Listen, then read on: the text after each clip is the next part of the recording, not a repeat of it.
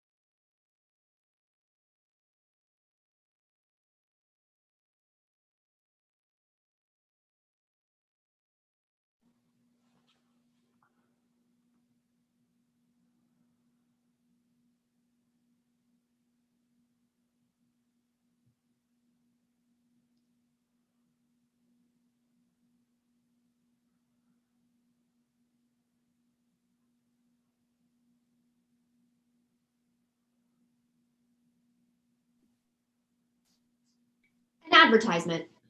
A flicker of light. An image surfaces on the wall. It is an arrow that divides into 2 pathways and then meets again, forming a heart. In the middle of it reads, pivot. In the light of today's society, we can all admit there's a lot of image of a couple having a verbal disagreement. Of this. Another couple verbally fighting. And this. An individual throws something at their significant other. And of course that. In fact, many of us could argue that the human desire to fight has become ingrained in basic human nature. The need to validate oneself, to prove that you are right because your truth is all what matters. The individual that threw the item smiles with satisfaction. That's why we bring you Pivot, a new app designed for those looking to, well, a couple verbally screams at one another on a park bench. Finally, one gets up and leaves. The person who won the fight makes a gesture. Score! A simple download on your smartphone and a simple survey is all it takes to get started. Pivot works with state-of-the-art software to pair you up purposely with a stranger who doesn't agree with you. We will then set you up with a public meeting spot, and the rest can be history. An individual fighting with their mother, maybe she is wearing a controversial political pin or something of that nature. So don't take it out on your mom. Mom flips into another individual, a total stranger. When you can butt heads with someone you will never see again. The individual and the stranger hold hands. And who knows, maybe you'll find someone common ground that will actually make you... Logo pops up on the screen. Pivot. Blackout. The audience sits in the darkness for a few beats. Then we hear a ping. It's a match. Lights come up on a park bench.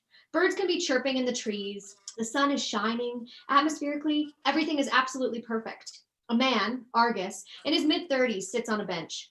He's glued to his phone, scrolling through apps, addressing emails, online shopping, all that jazz. He wears a buffalo plaid shirt with the sleeves rolled up, revealing possible tattoo sleeves. His jeans are torn in a stylish way. He has a short, scruffy beard. His whole look is what we call lumberjack hipster. From the back enters an individual with a backpack, Hermes.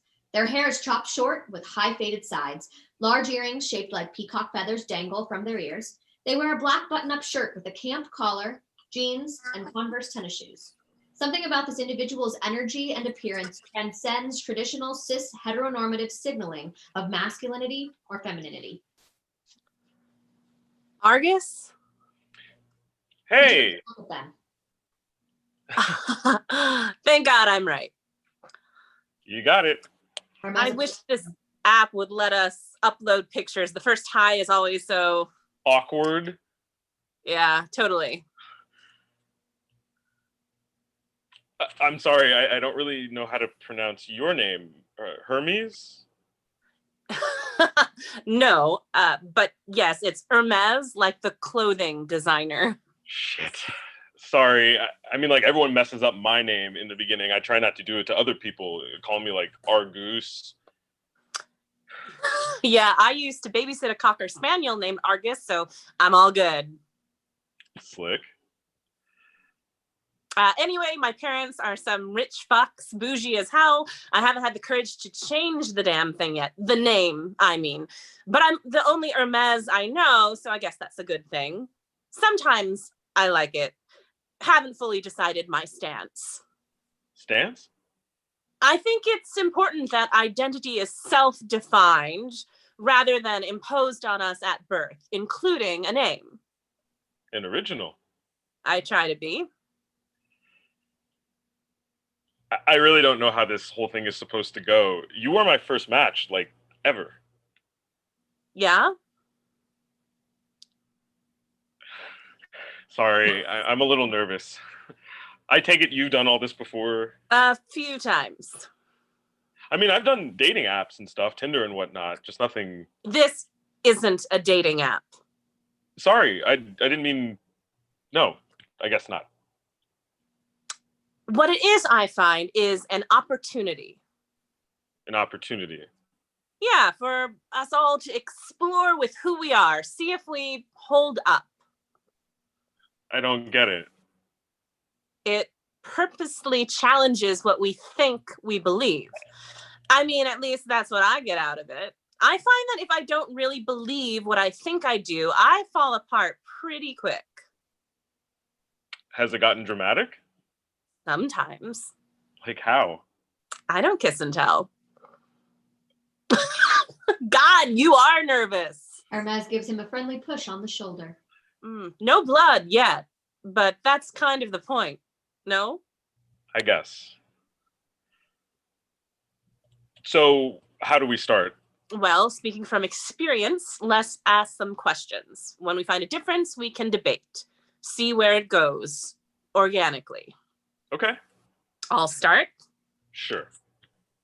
Who did you vote for in the 2016 election? Hold it. We answer at the same time. That way we know neither of us are manipulating our answers.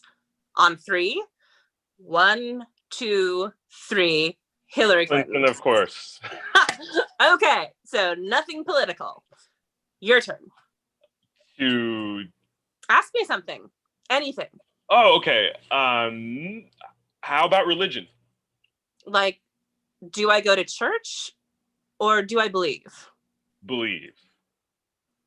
I can roll with that. On 3? On 3. 1, 2, 3. No God, religion, no but religion? God, yes. Well, shit. We passed religion and politics. The big Thanksgiving Day bombs. Maybe this thing is busted. Or I'm catfishing you. Why would you do that? Hermes walks away from him, baiting him in a psychological way. I don't know. To explore being someone else. See if that is a better shoe to fit this foot. Beauty of these things is you can be who you want. The app is a canvas and internet coding are my paints. Jesus, I'm shitting you. That look on your face. Are you really that gullible? I don't think so. I'm just baiting you, trying to see what I can kick up. Apparently, nothing. You are fluid as a childhood science project, waterlogged, limp. People who are wet all the time can't spark the fire needed to make the engine start. Doesn't any of that offend you? Not really. It's true. Hermes analyzes Argus and then approaches him, gesturing to the bench. Scoot. He makes space, and Hermes sits next to him. Beat. Why did you sign up for Pivot? That's my question. It's my turn to ask. Well, I don't know. You obviously don't like too much confrontation. At least that's what I'm reading. So why? I don't know. I guess I was bored. I guess I wanted to see what everyone was talking about. It seemed exciting for my friends. I mean, like, everyone is on this thing nowadays. We would go out to bars at night, and all anyone would talk about is how they put this crazy fucker in their place. And you wanted to put some crazy fucker in their place, like me? I'm just quoting you. I'm not insinuating that you think I'm a crazy fucker. Oh, okay. No, not really. I guess I just wanted to have a story too. Why did you sign up? I already answered that. You did? Yes, because I like to challenge myself, my thoughts, my opinions, all of it. Why are you so stuck on confronting yourself? That's 2 questions in a row, but I'll give it to you. Because otherwise we become clones of our parents. We just spew all of the thoughts that have been fed to us. Kind of like what I said before. I'm more than that. Than what you were born? I was born into a physical being. My internal self is an independent, eternal soul. I did say I believed in spirit, did I not? Do you not hate me for that opinion? Do you not see me as a generational snowflake who is constantly offended by those above them? No, Why not? because that's a generalization. Jesus, maybe this app is fucking busted. Hermes takes out their phone and looks at the screen. Argus does likewise. There's a moment that both of them swipe, swipe, swipe. Finally, Hermes looks up. You know, maybe that's the point. Maybe I'm putting my beliefs and my reliance into this damn little handheld computer. Maybe. I mean, we just stopped amidst a really cool conversation and buried our heads in our phones. Why? Because we didn't know what to say. But that's when things get good. That uncomfortable spot where we are forced to figure it all out. I never thought about that. Have you ever wondered if the world is spying on us through these devices? Not really. Like, sometimes I feel like all these apps are nothing but hundreds of eyes staring back at us, watching and learning from us, so they can manipulate us for corporate greed.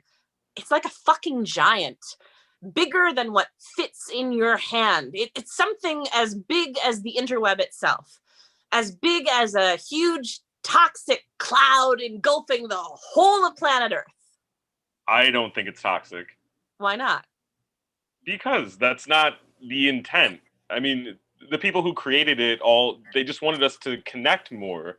That was the point of the internet, wasn't it? To bring us closer. I mean, maybe I'm naive, but without this little machine,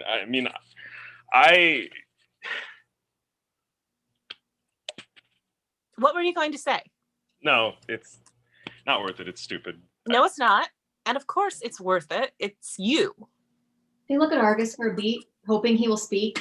He doesn't. They scoot a bit closer to him. Just fucking say it.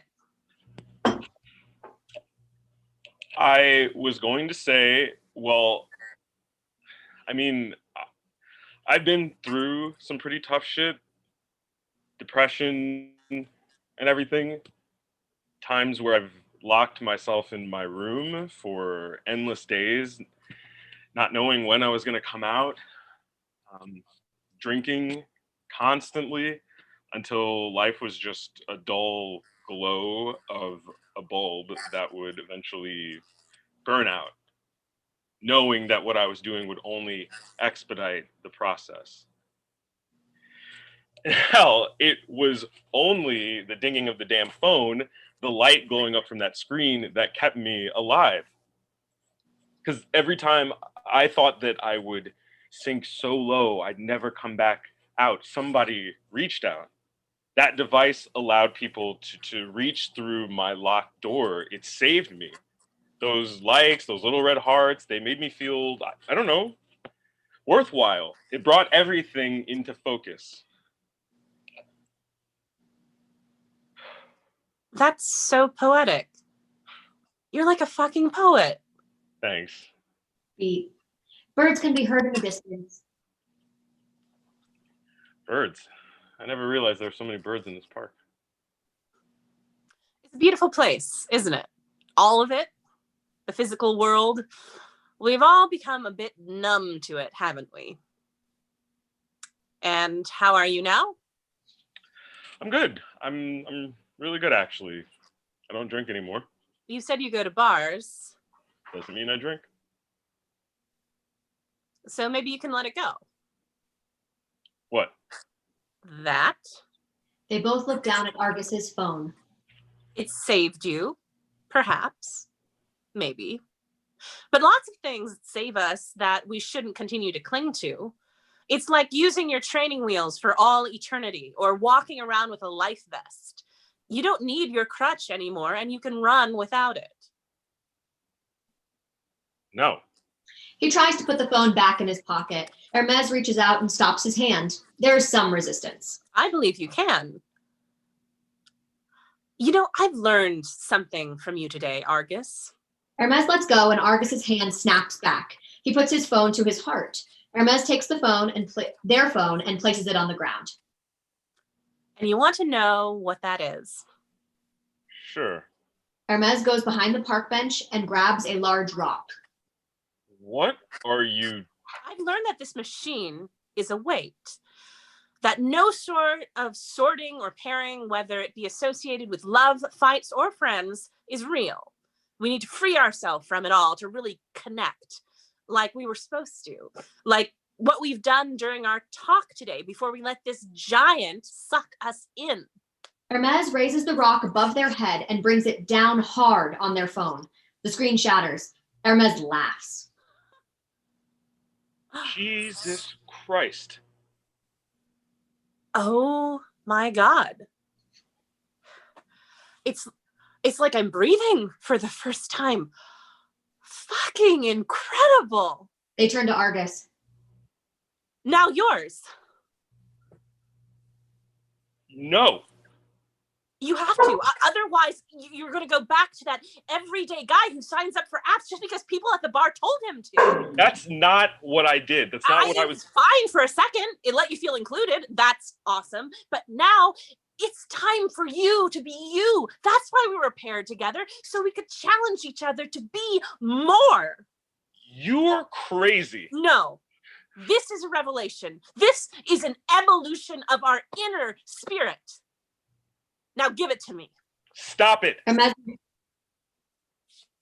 Yeah, right. Hermes makes a grab at Argus and is successful. With strength, Hermes pulls Argus's hand behind his back and tries to wrestle his phone out of his hand. He clutches to it with dear life. Ow, stop it. This is what's good for you. You have no idea what's good for me. You just met me. I know enough. I'm intuitive to these things. Hermes pulls Argus to the ground, sending the phone spinning towards the edge of the stage. Argus scrambles for it, but Hermes brings their boot down hard on his hand. He screams. Hermes picks up the phone. You will thank me later, my new friend. Hermes places the phone on the ground and brings the rock upwards. Argus jumps onto Hermes's back, pinning them down. But as this happens, Hermes brings the rock again hard down on Argus's phone. It shatters. He screams. You fuck. What did you fucking just do? He paws his way to the broken vessel. Who the hell do you think you are? You can't just do this to a person. That machine is not a person. It is not you. And of course I can. You signed up for it. I didn't sign up to get physically assaulted, to get my phone shattered into a million pieces. No, you signed up for the opportunity to pivot. And that's what I just gave you. An opportunity to actually listen to the damn birds in the park. I'll buy a new one. Everything is stored in the cloud. Your point is invalid. But you'll never look at that screen again without thinking of me. Will you? They stare at each other for a long period of time. He doesn't know what to say. Argus finally breaks and starts picking up the phone bits on the floor. As he does this, we can see Hermes's face transfer to one that is, at best, unsure. Argus? Argus doesn't answer. He just continues to pick up the glass. Argus? Perhaps I should go. Hermes stares for an uncomfortably long period of time, almost as if they are reflecting on whether or not they went too far or pushed too hard, like a parent almost. Then finally, Hermes turns and leaves. Argus continues to pick up the remains of his shattered giant. Birds continue to chirp, the sun continues to shine. He no longer notices any of it. This continues for some time. Blackout.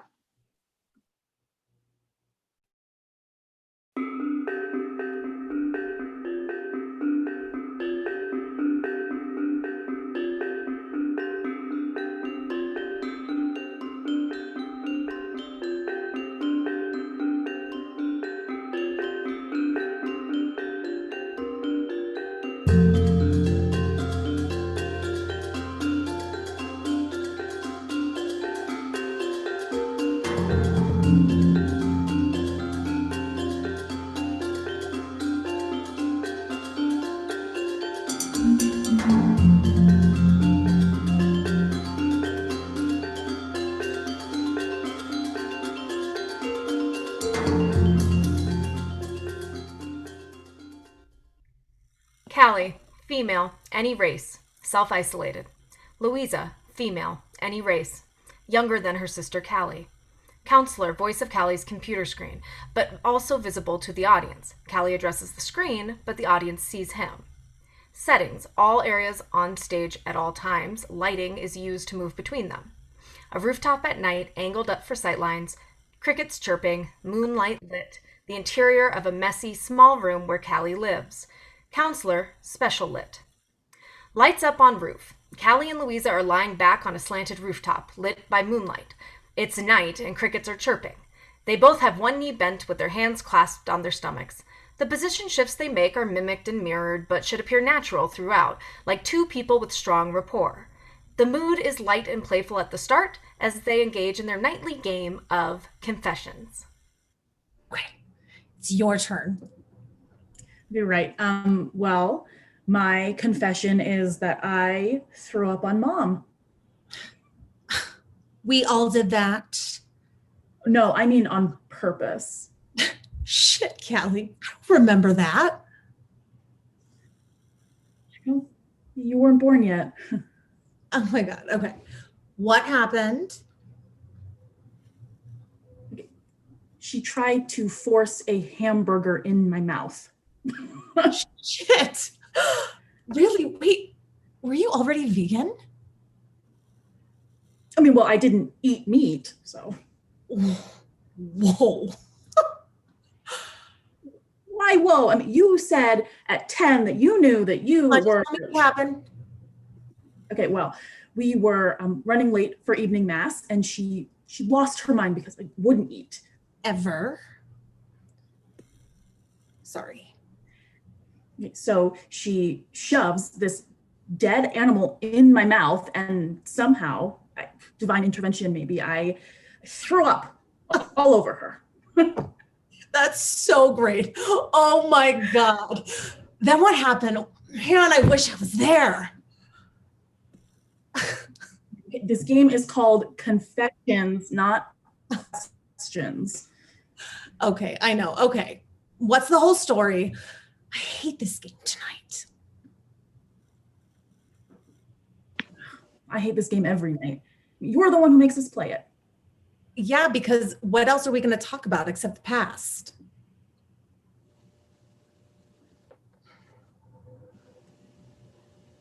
I have to get to bed.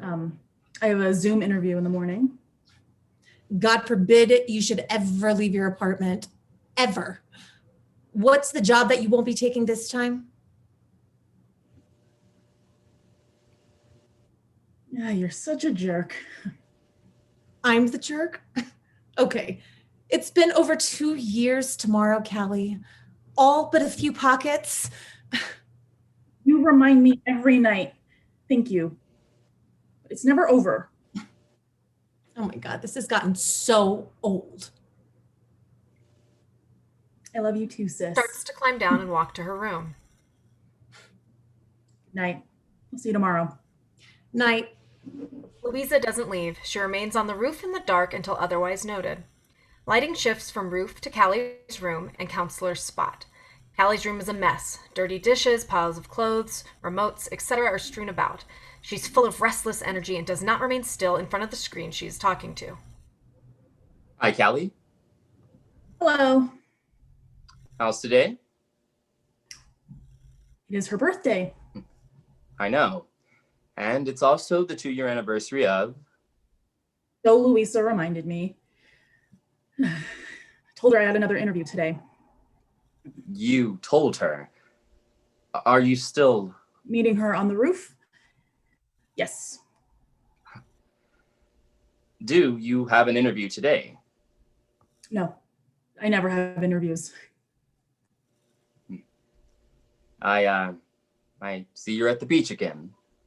Oh, yeah, it's a different background though. Did you notice it's a different beach? It's somewhere near Portland. I like it. You could go to a real beach again, Callie, you know. Right.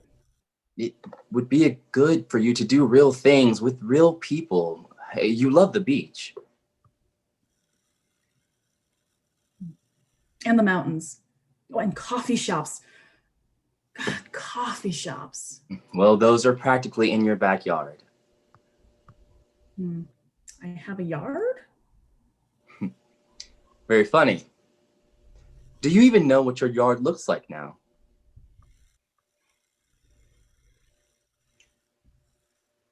Well, it doesn't look like a beach or a coffee shop. How would you know what those things look like anymore? Is that a standard questioning technique for a counselor? Because it feels like bullying to me. It's a real question. Really? Here's another real question. Oh, I can't wait, doctor. That's correct. What? You said doctor. And, doctor, your inactive license will expire in a couple of months. You're telling me I have to decide. No, actually, I'm telling you, you have to get back to work.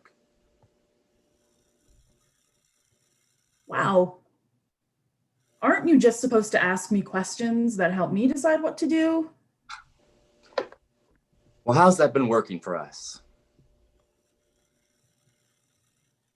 You and Louisa are both getting mean. We are frustrated and tired, and we are out of ideas. So you're speaking for her now. Callie? I mean, why not? You know, it makes sense, of course. Well, does it? And why?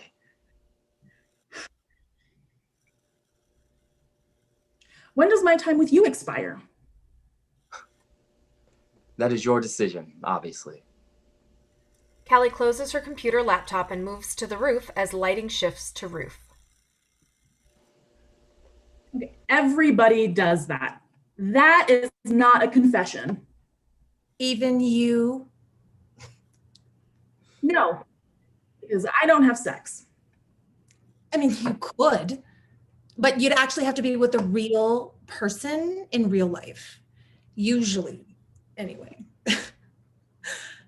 How was your interview yesterday?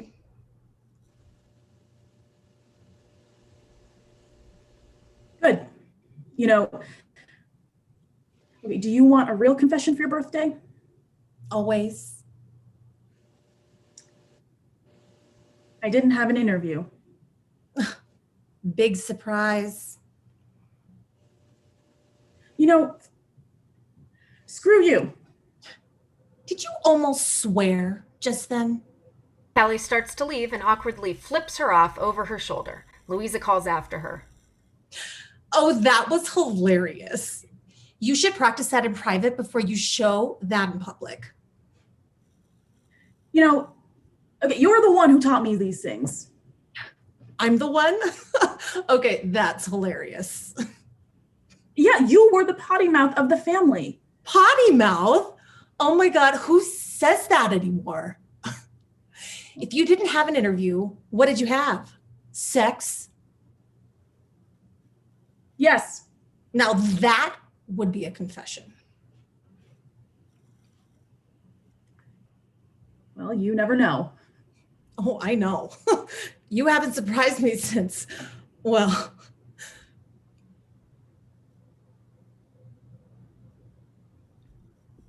Since I flipped you off just now, or okay, yeah, true. You got me there. That was surprising and a little disturbing and totally embarrassing for you, honestly.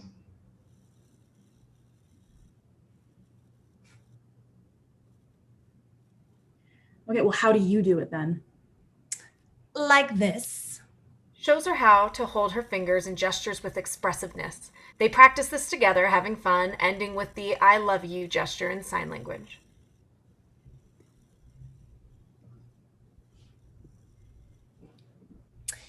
If you didn't have an interview, who did you Zoom? Oh, I see. You talking to that asshole counselor again? He hates me. Did you talk about me? I always talk about you. It's late. I'll see you tomorrow. I do love you. Don't listen to him and have a real confession ready for tomorrow. I've got a good one. Lighting shifts to Callie's room and Counselor's spot. While talking to her counselor on the computer screen, Callie is putting things in a big trash bag. I hate her. What happened? She is always pushing me. She's pushing you. Yes. And now you're pushing me too. I know that you think I'm crazy. Am I crazy? You talked to your sister on the roof. So, Callie, you're just a little, stuck. Okay, really stuck. It's, well, it's great to see your real place today. No background. I mean, what's the occasion?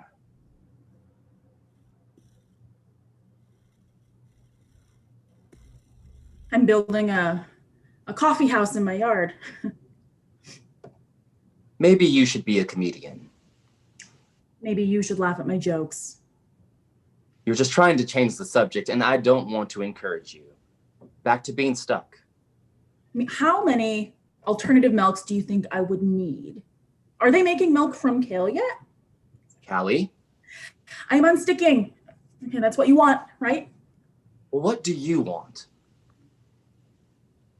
I want you to tell me what I want. I mean, what's next? What's next, doctor?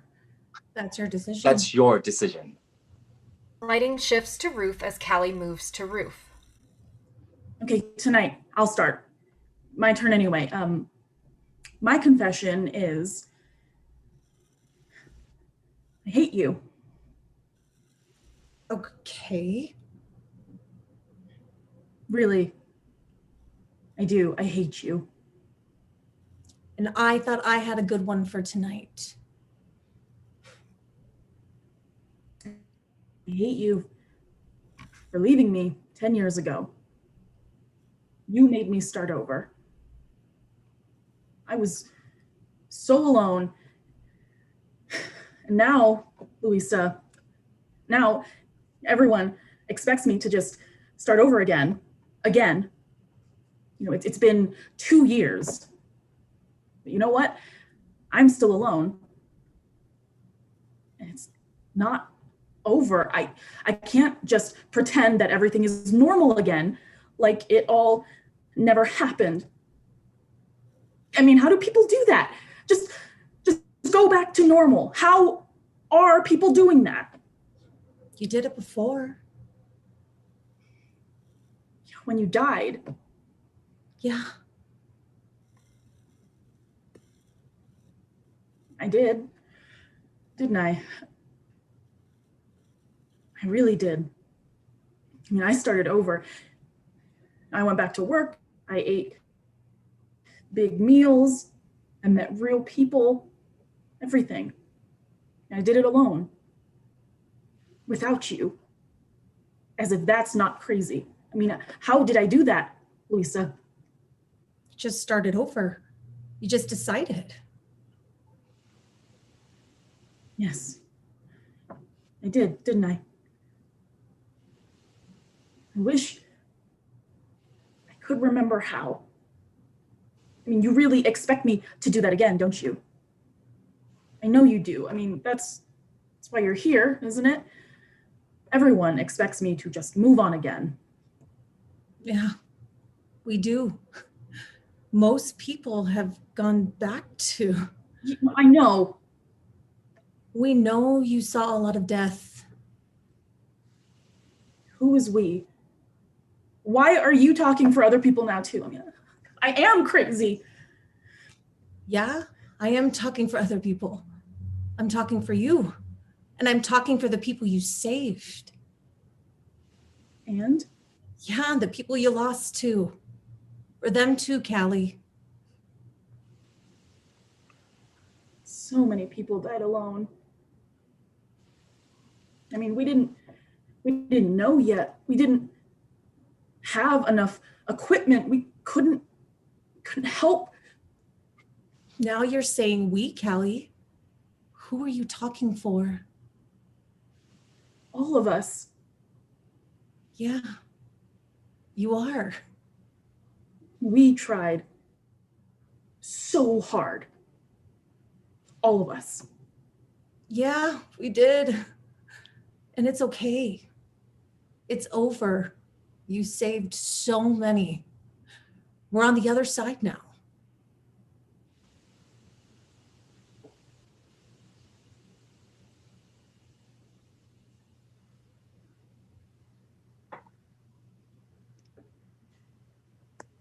Some of us are. You have to start over. Again. Start over again. How is that not crazy? It is crazy. Life is crazy, you know? Wait, what was your confession? The good one that you said you had for tonight? I don't remember now. It's probably a lie. I don't think I'm helping you, Callie. Shit. It's been 2 years since everything opened back up and you're still here playing stupid games with me on the roof every night. I'm not helping you at all. You are just upset because I said I hate you. No? I mean, I figured that's just his words. He thinks I want to keep you stuck. He's wrong. Shit, the roof isn't even that comfortable. Hey, wait, where are you going? Look, you can't just leave. You can't sustain this. Us. No, I can't. No, I can. Like, it's not that hard. Wait. I have a real interview tomorrow. I do. It's a second interview, actually. Can't you just wait? You'll see. Okay, just wait one more day. It's for a hospital on the coast. I was going to tell you. Louisa leaves and goes to stand near the counselor as lighting shifts to Callie's room and counselor's spot. Louisa stands next to the counselor looking at him. They stare at each other silently as Callie tries to get the computer to work. Come on, doctor. Where are you? Come on. You can't shut me out too. Checking her screen, refreshing the screen. Come on. Callie is getting desperate. Louisa notices and nudges the counselor to respond, and they both turn toward Callie. Wow, you look terrible. You're late. Yes, I'm sorry, Callie. You were never late. That's true. Thanks for noticing. What is going on? I just thought, I was worried that you would walk away too. From what? Me. 2. Well, who walked away from you? Oh, He looks at Louisa. that's good. She thought you hated her. I never met her. Louisa and Counselor lock eyes for a moment, then he turns back to Callie. Are you packing? I am. So you did the interview and they hired you? Yes, both interviews, actually. I am headed to a hospital on the coast. Starting over, Callie. And you feel ready? I looked up the coffee shops. You know what? The doctors think I'm a hero. They called me a hero. You are. You are. Thanks, doctor. Thank you. Doctor. A hero. Yeah. It's not over, Louisa. I still hate you. You're coming with me, right? Long pause while she waits for an answer. Nothing. So she prepares the gesture, and as the lights fade out on her, she flips off the roof area in the way Louisa taught her. End of play.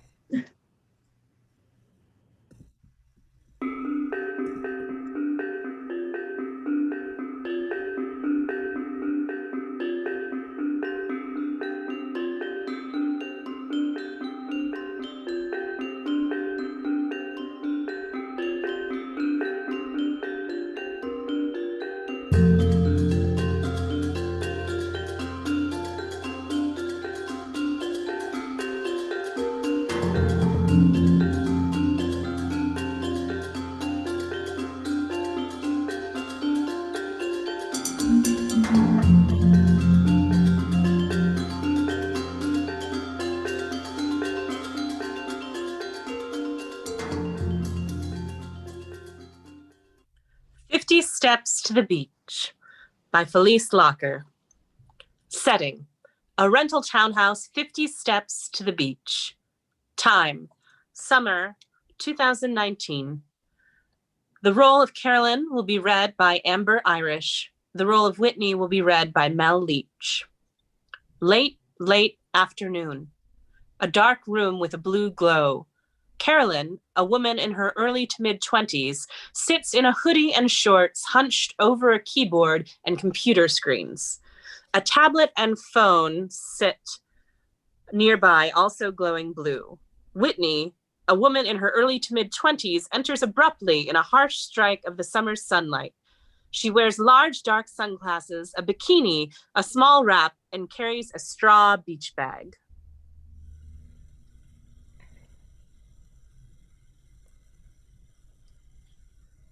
Shut the door. Are you in here?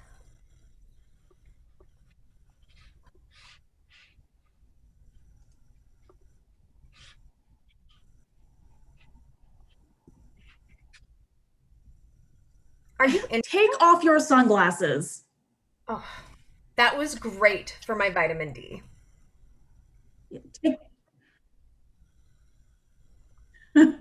You're funny. You haven't moved since I got here, Caroline. Carolyn, I'm still working. You asked me to get here early. Yeah, before the other girls. So where are they? Well, the other girls told you 6 p.m., right? The sooner the better. I'm going crazy by myself. Carolyn taps her keyboard, keeping the screens alight. A loud grinding noise follows as the AC ramps up. Whitney sweeps sand off her arms and legs. I can't be the party girl until the party starts. Carolyn sweeps sand that lands on her. Stop that. I love the beach, but that shit, it comes with sand. It gets in every crack. I forgot how small you are.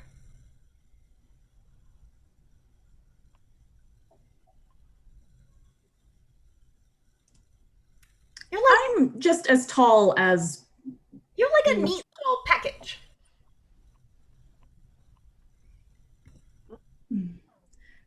Remember that road trip that we all took to the beach senior year? That car was packed. It's years since Remember we how packed the even. car was? Yeah, no, I said bikinis only, but So you many and girls. oh, and so many bags. So much stuff. Yeah, we were so tight. The girls. No, the car.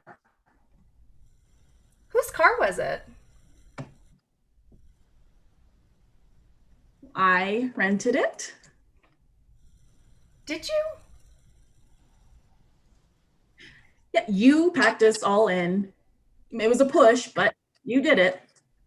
I loved that road trip to the beach. I know you did. The best ever. That's why I rented this place.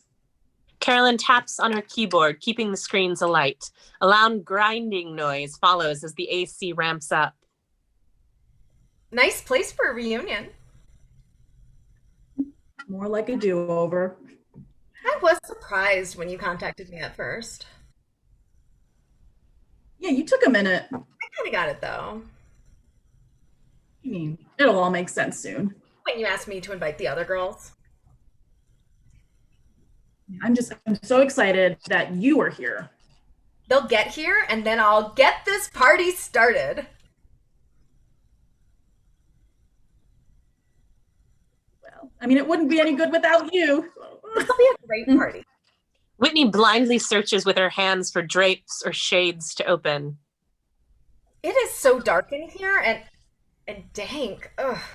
I want to open the shades, the window, something.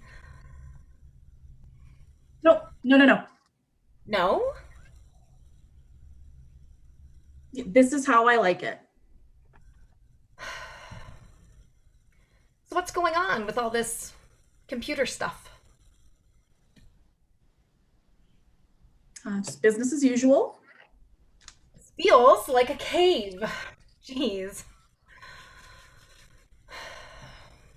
I'm good. How can you work like this? Well, I like it. I mean, I'm used to it. You know, in high school, I used to do all my homework up in the attic. The heat used to rise to the top of the house, and it felt, cozy. When my stepdad was home, I mean, it was safe up there. He'd never go up there. It's still weird. You're weird. Carolyn quickly taps on her keyboard, keeping the screens alight. A loud grinding noise follows as the AC ramps up. Anyway. Whitney puts on bright orange glasses that block blue light. I don't do this light after 6 p.m. Very funny. It's blue light. Yeah, we're indoors. You've got computers on and stuff. It's no good for me after 6 p.m.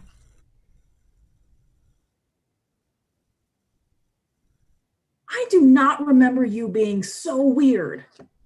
These glasses give me protection.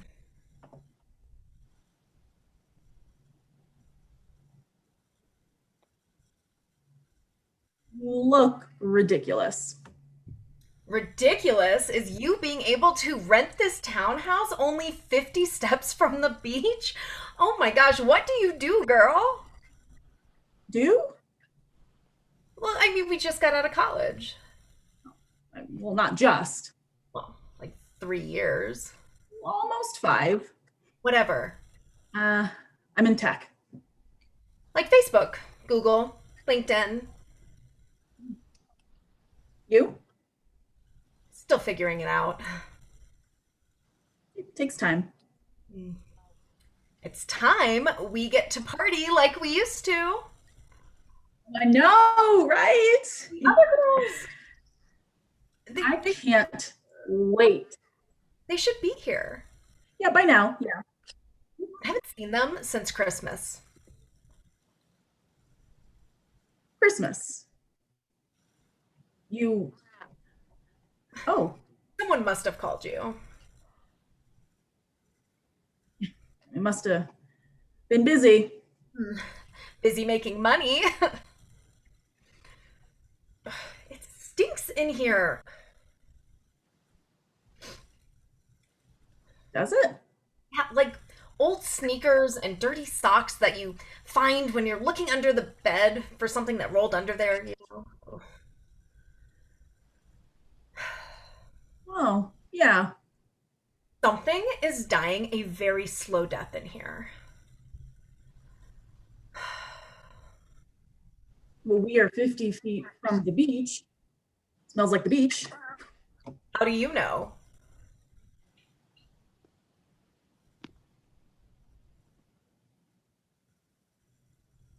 I know what the beach smells like. You haven't even left the townhouse yet. I know the beach, Whitney. Okay, I grew up near the beach. My mother took me all the time when my stepfather was away on business. It's so real on the beach. It'll get real in here. Carolyn jabs Whitney in the chest. Hey, look! Hey,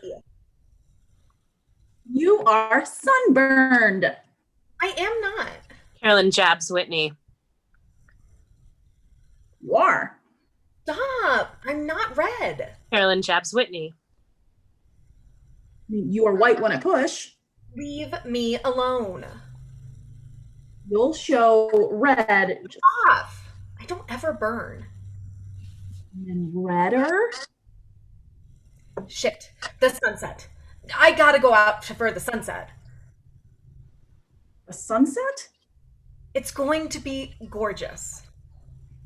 Now? We'll get some photos. Why? It's fun. I'm not having fun yet. We've only got 10 minutes. Maybe 10 minutes to get out on the beach. I'm not going. I got to. Ugh, just crawling to the screen light. Come on. On! 10 minutes before the colors. I absolutely must be on the beach. Let's stay here. A loud grinding noise as the AC ramps up. You and me? Yeah. Too awkward. Awkward conversations can be really good. I'm getting cold. Whitney looks around for her bags. Where's all my stuff?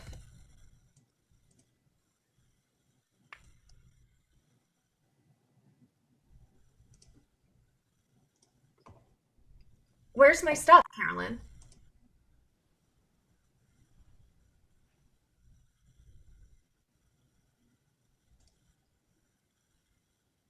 I took your bags to your room. I figured. Which one?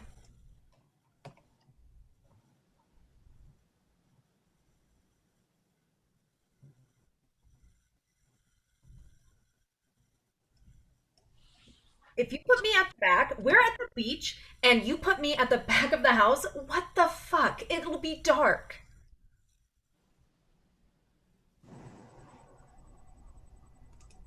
I took your bags to your room. I figured.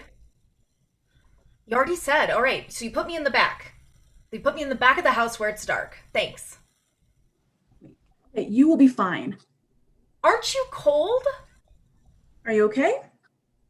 No, Well, the AC is off. I'm cold. You're getting red. The sound of children returning from the beach to a nearby townhouse. The beach calls. If you're not coming, I'm gonna go. Wait. No, my rhythm gets upset, and it's crazy cold in here. I want you to stay. Sunset 50 steps from here. I will not miss it. Go later. I can't. My eyes are very sensitive to the light and the time of day, and that's why I'm in a chronic state of low-grade inflammation, which is linked to most every degenerative disease afflicting the modern world. Just saying.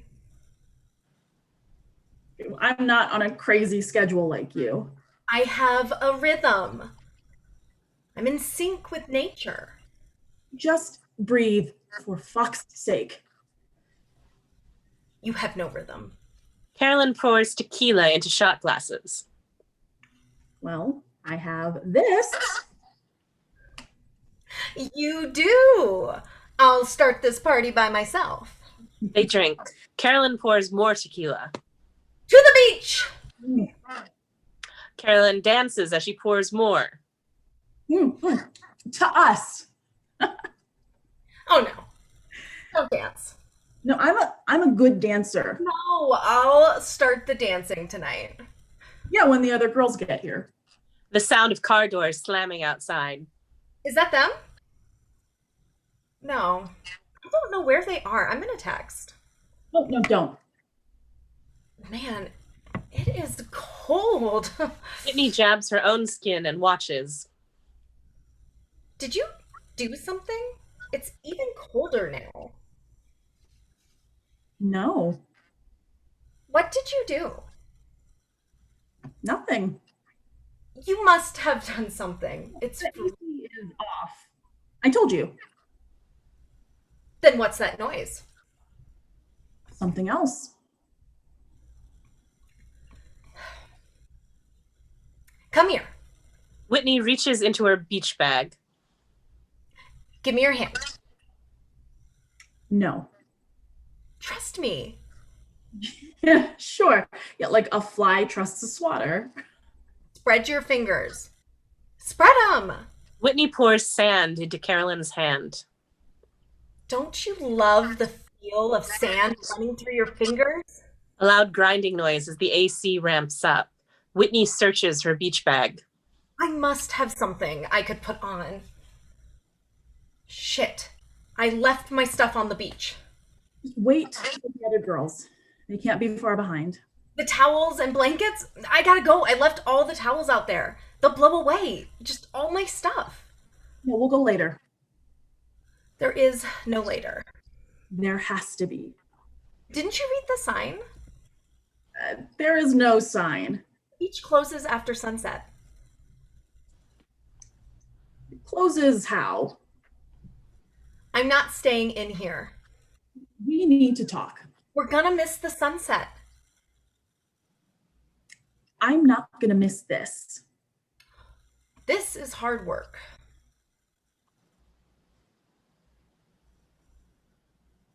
I've set this all up. What is this, Caroline? This what?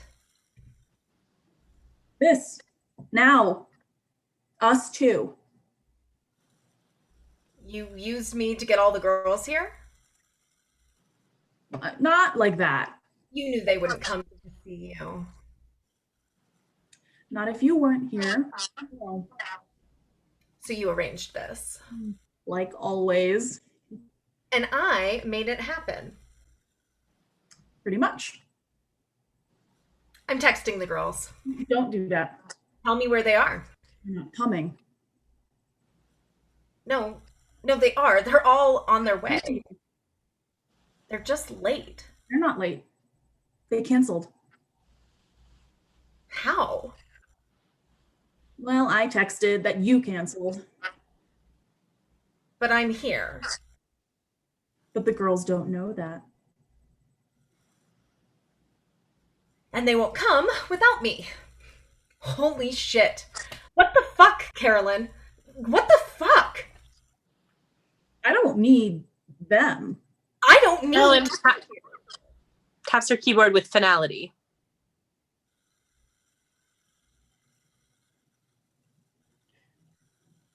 You do. Carolyn grabs Whitney's hand and pours sand. You know how you start a game? You know how the hour timers work, how when You start a game, you turn the sand timer over, and the sand squeezes through the narrow neck of glass. How a trickle of sand falls to the bottom and falls, and the sand builds into a peak and peaks until it falls around it and down. And sand falls through the neck, and the peak grows and grows tall and delicate, and taller and thinner and more fragile until it can't hold anymore. It falls over, broken. And the sand disappears into the surrounding sand, and how when all the sand has fallen, the peak has fallen the last time, and how all we can do is end the game, or we can then turn the sand timer over and start again. All blue light is suddenly gone. The grinding noise of machinery shutting down. A mechanical collapse. Total darkness. What did you do? I didn't do anything. Well, we broke down. I'm afraid.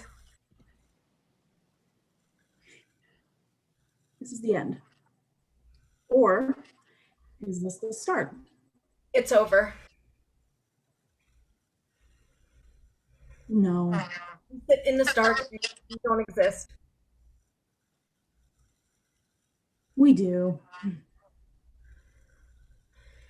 Am I still breathing? Keep breathing. I can't breathe. It's dark. It's cold.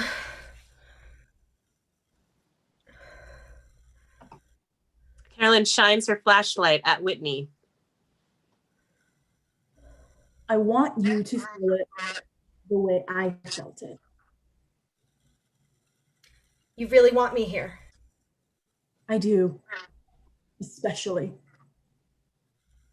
Like this. Do you even remember me? Some things. Let me remember for you. Oh, no, don't. When I walked into a room, you walked out. No. When I walked into a room, you went silent until I left. That's not.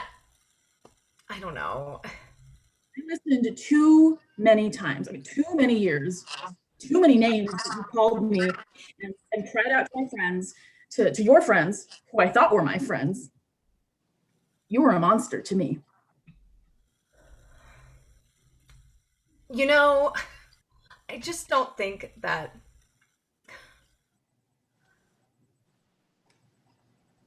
Let me remember for you. Okay, the worst of you that I got from you, the worst was on our senior year road trip to the beach. The trip to the beach. Yeah, like this beach. Like this. You threw me around like a bag of old sneakers, and I rode to the beach in the back of the car.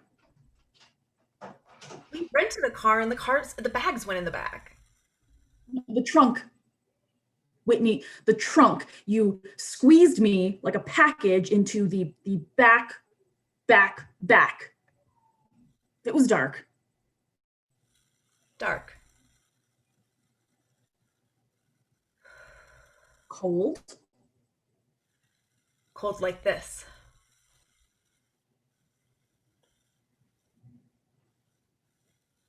It was cold.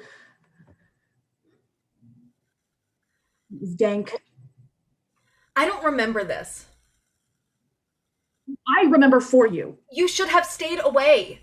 You bullied me. You intimidated me. You made my life miserable. You shouldn't have come to the beach then. I rented the car. Awkward. I was trapped. I must have had too much to drink, or just behaved like I did. For fun. Just be glad I wasn't driving. My body bears my memories. Are you sure?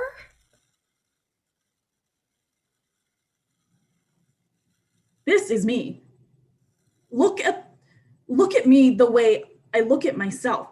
I can't stand straight. I'm like folded. I don't unfurl. It's not. I don't. You can't. I'm doing most of the talking here. What do you want me to say? You took my strength. You stole my truth, my confidence, my courage. You have a job. I am not learning anything from you here. I don't want this. Okay, well, you trapped me in the trunk of a car, and I have been stuck in this body ever since. Okay. Okay. Just stop it already. Whitney, talk. Fine.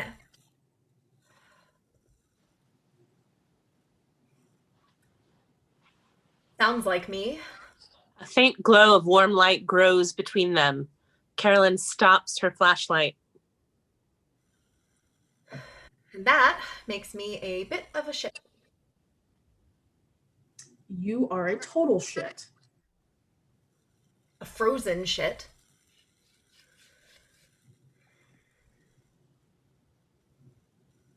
Is that all you're gonna say? Yeah.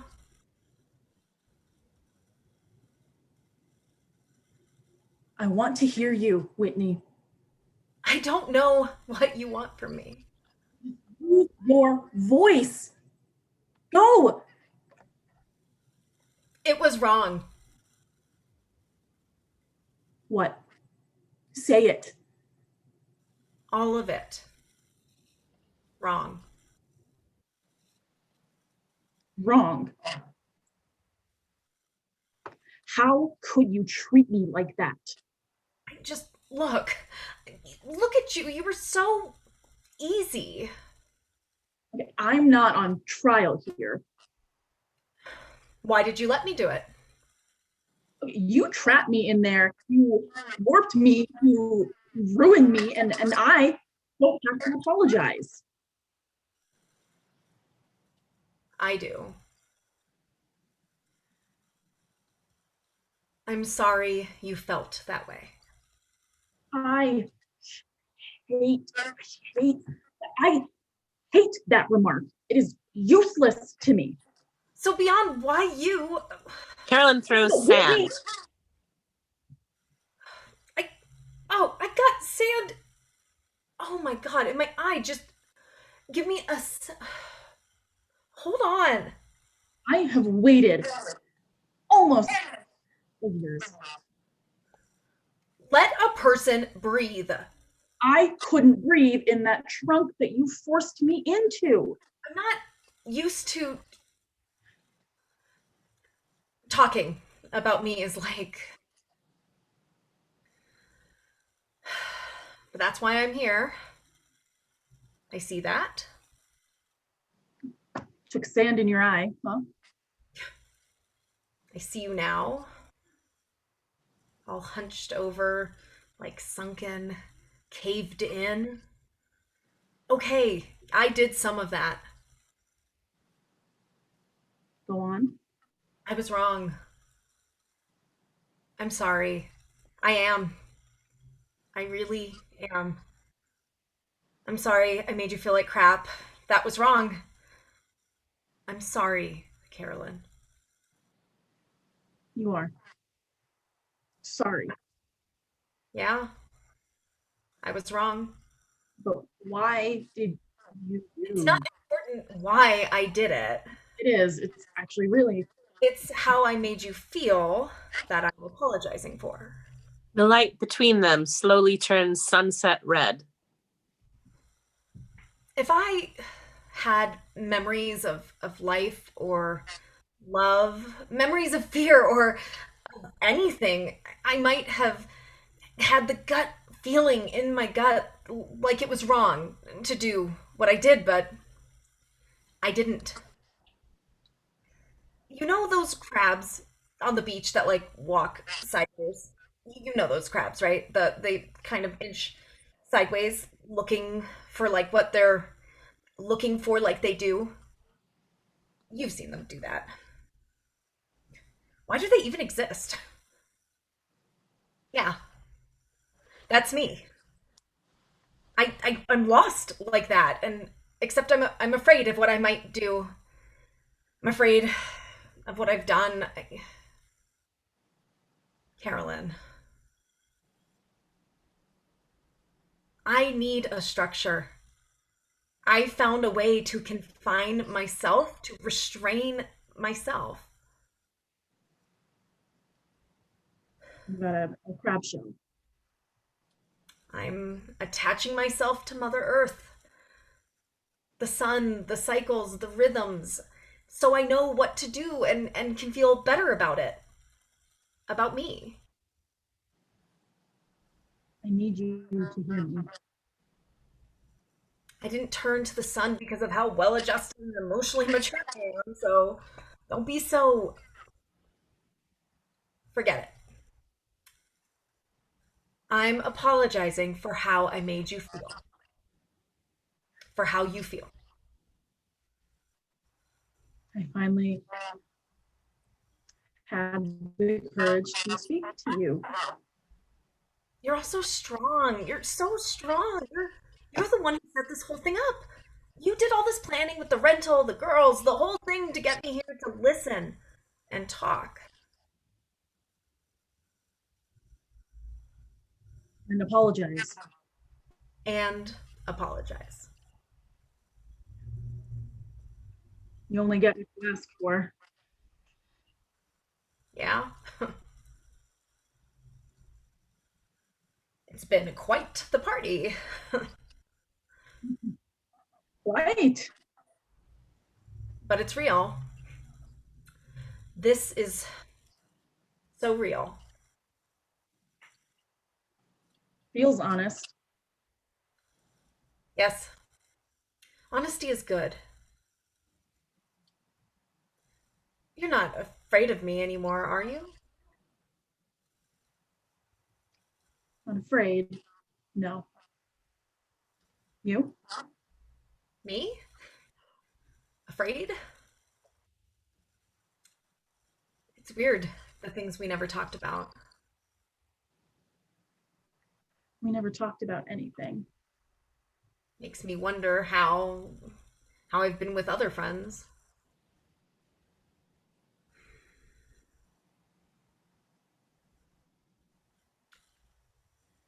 Do you remember Day?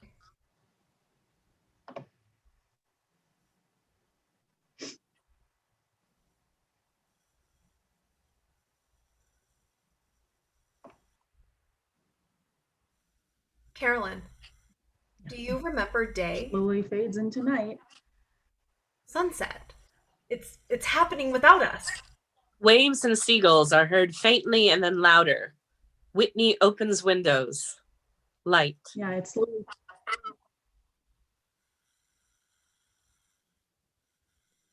Do you hear that?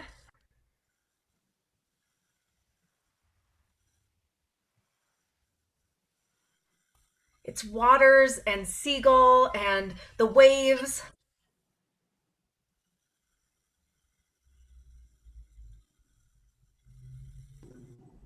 The beach is only 50 steps away. With water and seagulls and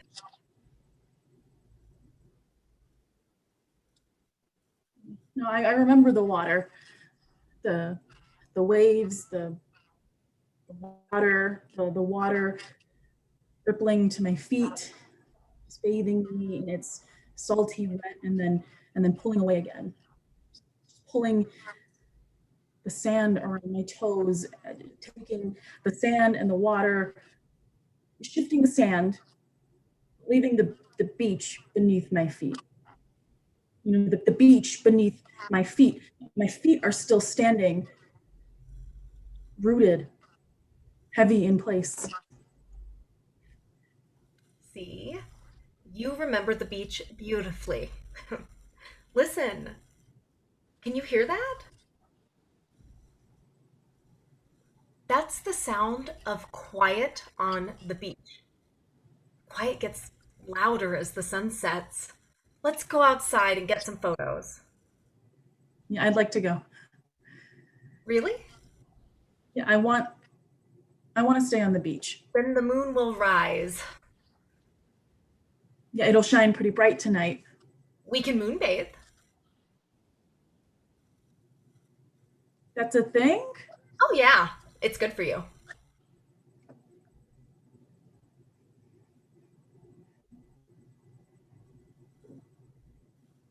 Really? End of play.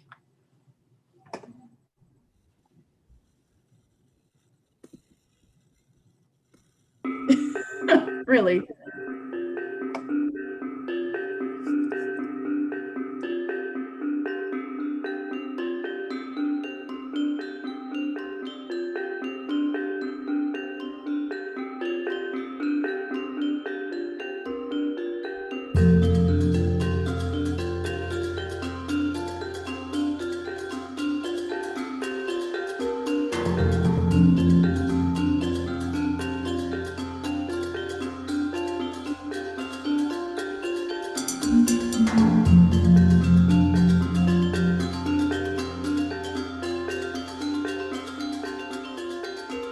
Characters. Any race, they are brother and sister. Jackson, male, late teens, early 20s. Anna, female, early mid 20s. Set, love seat and a coffee table in the living room. Lights up on a love seat with a coffee table. On the couch sits Jackson, who is wearing plain clothes and has painted half of his face to be in women's makeup. Oh, come on, stop it with that glaring shit. You know that when I go out, I run my errands and I come right back. Sitting on that couch making up scenes in your head makes you crazy. Don't do that. Don't God, I never get this part right. Don't talk down to me. You think you're better than me? What, your mother tell you that at lunch or what? That you're too good for a man like me? Baby, sit down, please. She didn't. She didn't even come up. We talked about the kids. We met, ate. I swung by the store and grabbed some milk. Now I'm here. Come on. George, sit down. Don't do this. Now you're going to come into my home and tell me what to do? I swear when you see that woman, you get too bold. I said never grab me again, George. Get your hands off me. I mean it. I really do. I'll do it this time. Don't you fucking weaponize my own children against me. I told you 100 times that you need to conduct yourself in a respectful manner when you leave this house. Stop making me put my hands on you. No, I'm not doing that this time. I'm not going to weep and apologize and take the blame for something I didn't do. I'm not going to be that woman anymore. You better. I better what? You better just let me go, George. Come on, you're hurting me. You're hurting me. Jackson, honey, just go back to your room. Everything's fine. Daddy and I are just talking. That's right. Just go play, buddy. But you want to see your child like this? You hurting me? Oh, I'm not hurting you. I'll show you what. Anna enters the apartment, a grocery bag in hand. Now, Jackie, what did I tell you about this? I don't remember. Yes, you do. I said it yesterday and the day before that and the day before that. And don't play mom and dad. Right. It doesn't seem to make you feel good or happy or anything. And I hate seeing you so upset. If you want, I can turn on the TV, make you a snack. No TV. I have to finish this. No, Jackson. It's over. It's done for the day. It's done for good. You've got to stop this. This game, it's not healthy. I'm almost done. I get that you need to talk about what happened, and I'm not a psychologist, but this can't be the way, Jackson. God, I don't know anymore. I'm exhausted. I love you, but this exhausts me. You have to stop this. I make you exhausted, Anna? I'm sorry, I am. I love you, but I love Mom and Dad too, and they want me to tell the story. We should get a therapist. You could tell them Mom and Dad's story. I'm so stupid for not getting us help earlier, honey. But if anyone knew we were alone, they would have separated us, and we couldn't do that. I was just trying to do the right thing, you know? Anyway, that's in the past. I want you to let go of this so badly. Maybe I should too, huh? Therapist? You think I'm crazy?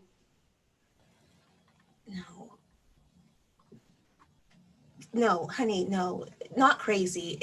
It'd be for both of us. I'm not crazy. I'm not crazy. I just had to get it out of my head, you know. I have to just get it out of my head, you know. I'm not crazy. I just have to get it out of my head. Just get it gone. I just have to get it out of my head, and then I get it gone. I'm not yourself. I have to get it gone. I can just stop it and stop it in my brain. I won't be. I don't need. I can't. I just have to get it gone out. Please, honey, stop. You don't have to talk to anyone if you don't want to, okay? But if you want to, that would be okay. And it wouldn't mean you were crazy.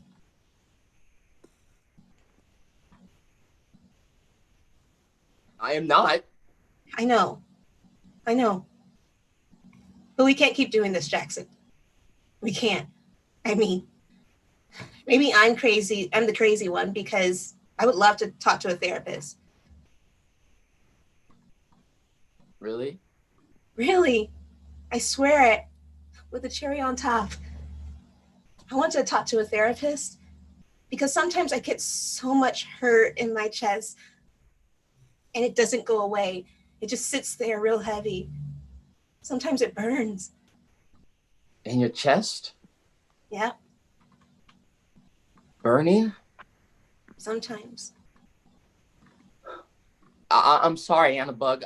I'm sorry about the burn. Oh, it's not because of you, Jackie. Never. You act really cool at sometimes. You make the burn go away when you smile and laugh and joke with me. Which is why I help? Promise it. With a cherry on top. cherry on top. I promise. Which is why I don't want you to do this anymore. It makes you sad, which makes my chest burn. It hurts both of us. See? Yeah. But I still have to finish this one. Then I'm done forever. This is the last one. The last one. Forever. You mean it, Jackson? Okay. Then swear it. Promise me. I promise. With? I promise. Damn it, Jackson. If you can't swear it with a cherry on top, then we both know it isn't a promise. Now, do you promise? Yes. With what? My whole heart? Damn it, Jackson. I give up. You know this drives me crazy. I'm making you a snack. Want an apple? And some peanut butter? Look, I can't promise with the cherry on top. Anna, because I have to keep doing it. I have to. For Mom. Mom would want you to stop playing this game. Apple, peanut butter. But don't cut up my apple.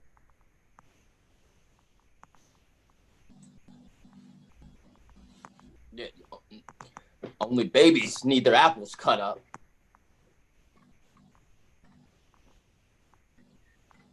No, sir. I'm not a baby. Hey, Anna, bring the knife out just in case. I'll cut it up. I'll cut my own slices. I'll cut it up like a man. Right, Dad? That's right, son. Returning with 2 apples and a dollop of peanut butter on a plate with a fruit knife. Okay, here we go. Grabbing for the knife. I get to cut it up. Okay, you can cut it, but let me guide you, all right? Sometimes apples can be tough. Now look, this apple has a core in it, right? So we don't want to cut through the middle. That's hard. So watch how I do it here. See? Now my turn. He slowly cuts up the other apple with Anna's guidance and occasional help. I did it. You did it. You did a wonderful job, Jackie. Look how perfect those slices are. I'm so proud of you. I'm proud of me. You should be. You're turning into quite a man. Now, Jackie, if you can do this, cut an apple all on your own, then you can stop playing this game, right? What would Dad say about the game? It's for sissies. But you just cut an apple. You're a man. So you can promise to stop playing this game. For me, please? Well, I want to, Anna. I want to. I want to swear with the cherry on top. I do, but sometimes I think I can. But then the next day, this voice inside my head says, you have to do it. You have to get ready and just do it. I can't help myself. I think it's Mom telling me to do it. Mom doesn't want... Okay. Well, I helped you with the apple just a little bit, right? So I can help you with this game just a little bit. What if Mom wants us to flip it? What? Yeah, flip it, change the script, change what happened. What do they say on TV? The fancy. Change the narrative. Let's make a new one, a new story for Mom. I'll play Mom to help a little, to show you. You're not Mom. Neither are you, but you play her. That's a good point. Can we just try it? Try it maybe this one time? Yeah. But you don't know the lines. That's the beautiful part, Jackson. There's going to be new lines. We're changing the story, so lines may change too. That's what they call improv, I think. Improv. It takes a really good performer to do improv. Oh, I'm a good performer. I know. That's how I know you're ready. Okay, so let's begin. You're Dad, I'm Mom, and we're changing the story, okay? Okay, so I come home and he's mad. Okay. Hey, don't be mad, okay? I was just out for lunch with Mom, and now I'm back. No, wait, I already did this part. Okay.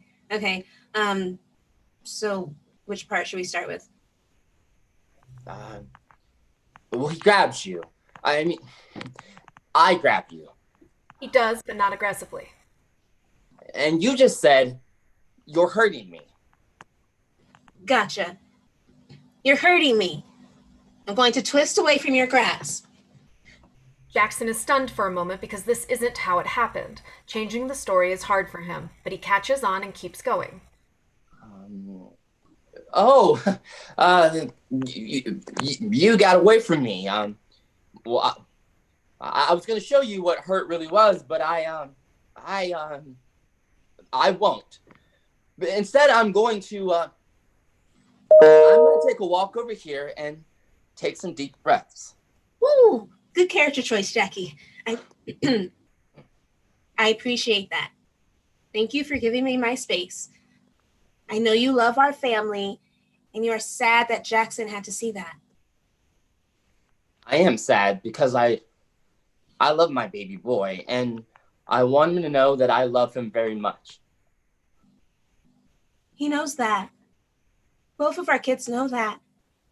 They can tell because sometimes you make me breakfast in bed and bring me flowers, or sometimes you smile at me, and it's the brightest smile in the world. And then you take your hand and gently move my hair out of my ear. They can see the love between us. But sometimes I get so angry that I don't have control over my own body. Like I become this big, gross, screaming monster, and my teeth get bigger, and my blood is in my head and my eyes, and I can't see right anymore. And I just snap. We can't let our children see us like this. Let's both leave for a while, and we'll come back and get them one day when we are better. Yes, that is a good idea. But we have to come back. They both pretend to leave, then they come back and sit on the couch. They are back to being themselves. How do you feel? A little happy and a little sad. How's the burning in your chest? You know, it feels a little teensy bit better. Some of the air is back. Good. Good. Can you tell me about the happy? Well, my heart feels funny, like swollen, because I'm thinking Mom and Dad just went on a trip, just went on a break, and then they'll come back for us. And I like that story better than our story. And then I feel just a bit sad. Yeah? Because that's not the real story, is it? They aren't coming back. Mom didn't get loose, and Dad grabs her like this. Jackson grabs her more aggressively this time. He almost morphs into the dad character instantly. He is not himself. He will not yield. Ouch, you're hurting me. Stop it. Jackie, that hurts. Come on now. Oh, I'm not hurting you. I'll show you what hurting is. He grabs her even tighter and grabs her face with his other hand. This is hurting you. Look me in my fucking eyes and tell me you did nothing wrong. Okay, Jackson, I don't want to play anymore. Stop it. You're hurting me. Let go of me. I said look in my eyes. Jackson, honey, it's Anna. It's me. It's Anna. I'm not Mom. I'm not really Mom. Jackson, if this is a game, Jackson. Please let go of me. You're scaring me. Can't even do that because you know you're a fucking waste of space. You know you treat me wrong. You sit there with your mother and you laugh at me. You laugh at me, and I will not let you make me look like a fool. He slaps her with the hand holding her face. He continues to hold on to her. Jackson! Anna begins fumbling, trying to feel for the knife. I can't let my son be treated like this. I cannot let my son see his mother act like this. I warned you. I did. I can't let my children. You can't take my children from me. I tried to warn you. Anna manages to grab the knife. Swiftly, she stabs Jackson twice quickly in the stomach area. It is enough to make him stop. They are both shocked. Jackson. Oh, honey. Oh, God. Oh, God. Oh, no, we're gonna, I'm gonna get help. Just. He begins to hold something, a blanket, a throw pillow, something over the wound. Jackson's lines are now difficult, labored. I'm sorry, Anna. I'm sorry. I was playing dad, and I swear I was just playing dad, and I just. No, I'm sorry. I'm sorry. You were hurting me. I just forgot we were flipping it. Just changing the story. I forgot. Shh. It's fine, Jackie. It's okay. Just hold on a little while. I'll Gets up to get something, a phone, a towel. But you did it, Anna.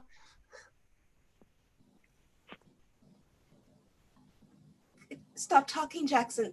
Honey, just You changed the story. You saved Mom. You saved her. She got out. No, I panicked. I hurt you. You hurt Dad. Mom hurt Dad. And got out. You flipped it.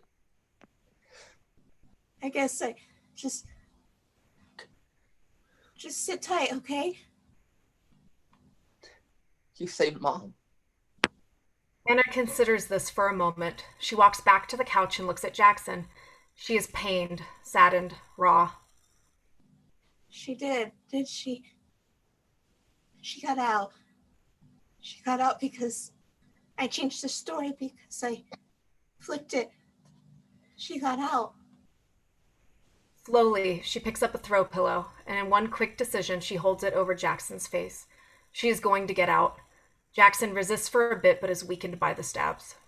I'm so sorry, honey. I'm so sorry. Shh.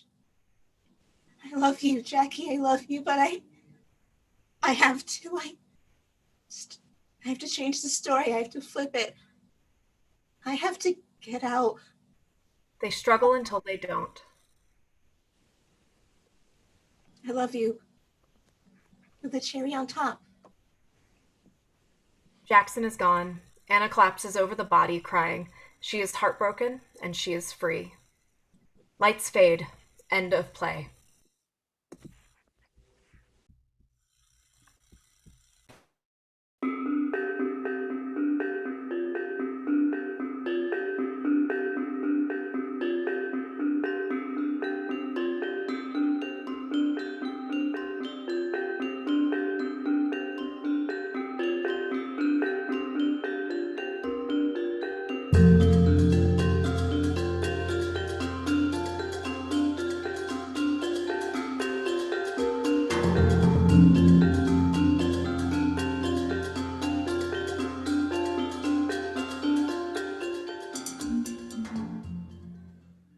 The lights come up to reveal a man, Waylon, sitting on a raised platform upstage right. There is a large tree center stage and a hole in the ground downstage center. A man, Silas, is pacing near the tree. He appears to be surveying his surroundings and the tree. Silas ceases his patrol of the area and sits beneath the tree. He begins to warm his hands and speaks softly to himself. The words were there always. The meaning has been there all along. Where we go one, we go all. From the hole, Waylon begins to whistle. The song Sumer is a Coumarin Inn. Silas is startled, stands, and crosses to the hole in the ground. Hello? Is there someone down there? Where have the white sheep gone? I haven't seen one in some time. It's dark. It must be late. Sir, can you tell me the time? Is it late? I feel I've been here for... Yes, it is late. Yes, I suppose it is. That seems right. It's cold. What are you doing? Why are you down there? Why are you up there? What are you doing? I'm going somewhere. We all are, I suppose. For instance, the wind. It's gone quiet. The branches are still, yes? The wind has gone somewhere. Yes. I thought for a minute the storm was coming. The wind has gone somewhere. Do you need help? You are passing by, you say? Going somewhere? Yes? Which direction did you come from? There. How far? Far, far away. How far? A mile in that direction. My ill? What? It's nothing. When did you first see the tree? The tree, not sure. Why? You didn't notice it at all? I mean, I see it. I see it now. I see it. It's a nice tree. Yes, a nice tree, but also a big tree. Could this be it? Could it be what? This tree grew, became big and strong. Its top reaching almost to heaven, visible to the ends of the whole earth. Is it the tree? Do you know what I mean? Not sure. Really? Really. You didn't answer me. What are you doing down there? Are you an honorable man? I believe so. I'll tell you, but it must stay between us. Yes? Fine, I'm listening.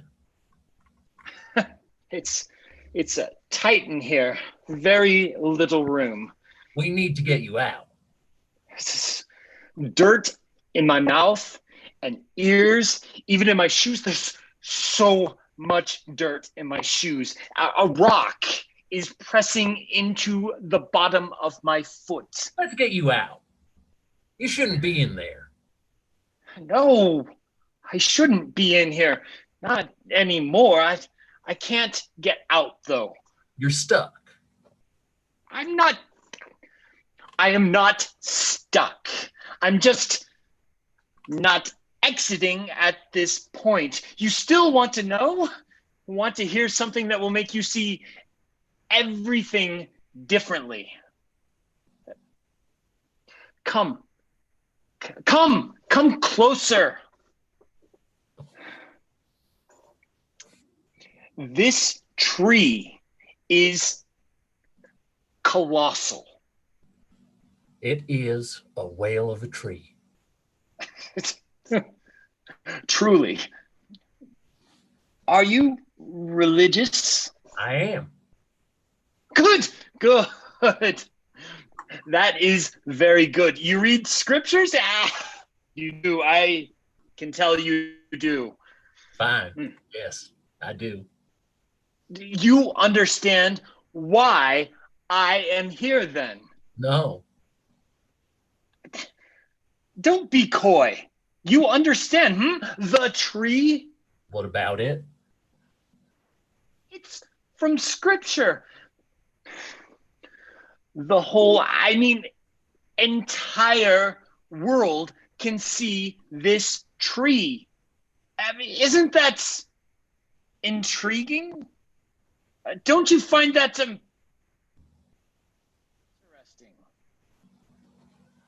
Who put you up to this? Seriously, who sent you here?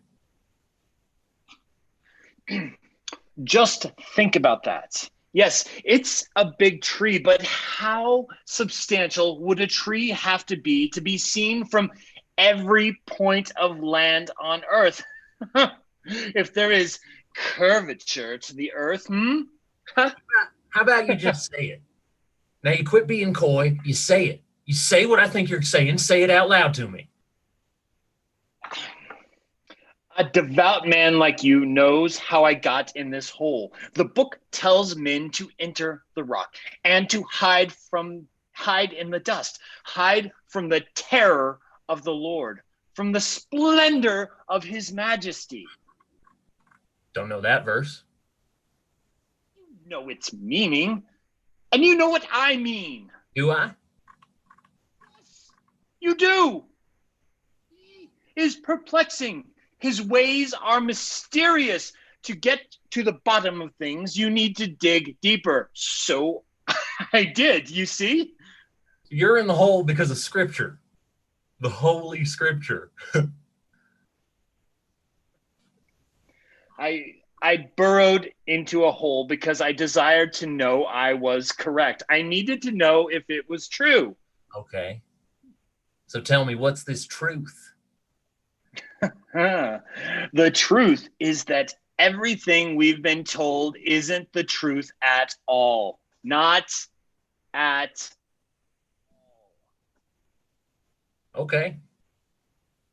Come on, let's get you out of there. Your feet touch the ground. Most of the time. Well, how is it that everything on this round earth doesn't roll off? How is it you are stuck to the ground? How does that work, huh? If the earth is just a big ball? I'm not doing this right now. Upside down now or right side up, huh? Do I know you? Or do you know me?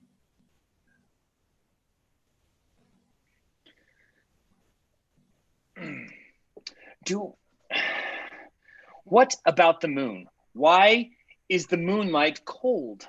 That chill in the air, it means the moon is here. The moon is here, numbing our souls again. It's nippy tonight, but what does that prove? Well, not tonight. Every night. How is it the moonlight is cold if a sweltering sun is lighting it from the opposite side of a round ball? A round ball we're glued to like gold leaf adhered to a book? Enough. Enough. Now I need to find a branch or a rope or something. Silas looks around for an object to extract Waylon from the hole.